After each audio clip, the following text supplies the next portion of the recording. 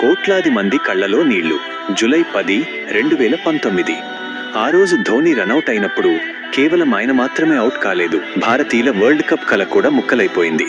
ఆ ఒక్క రనౌట్తో ఒక శకం ముగిసిపోయింది. ఈ రోజు మై ధోని ప్రస్థానం గురించి మాట్లాడుకుందాం. సెక్షన్ 1.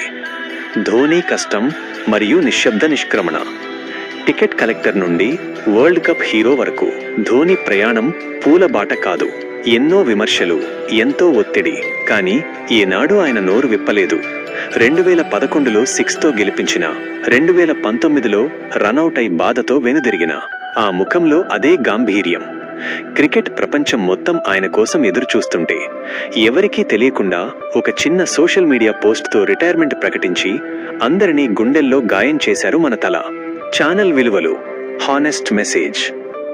ఫ్రెండ్స్, ఇక్కడ మీకు కేవలం నిజమైన సమాచారం, గుండెకు హత్తుకునే విషయాలే దొరుకుతాయి. వ్యూస్ కోసం తప్పుడు వార్తలు లేదా అనవసరమైన వీడియోలు నా ఛానల్లో అస్సలు ఉండవు. నేను ఏదైనా చెప్తున్నానంటే అది నిజమైతేనే చెప్తాను. నాకు మీ నమ్మకమే ముఖ్యం. ఇక లైక్ చేయండి, షేర్ చేయండి అని నేను మిమ్మల్ని అడగను. ధోని గారి మీద నా ఈ చిన్న విశ్లేషణ మీకు నచ్చితే, ఈ వీడియో మీకు ఎమోషనల్గా కనెక్ట్ అయితే మాత్రం సపోర్ట్ చేయండి. మీరిచ్చే ఆ బూస్ట్ నాకు మరిన్ని మంచి వీడియోలు చేయడానికి తోడ్పడుతుంది.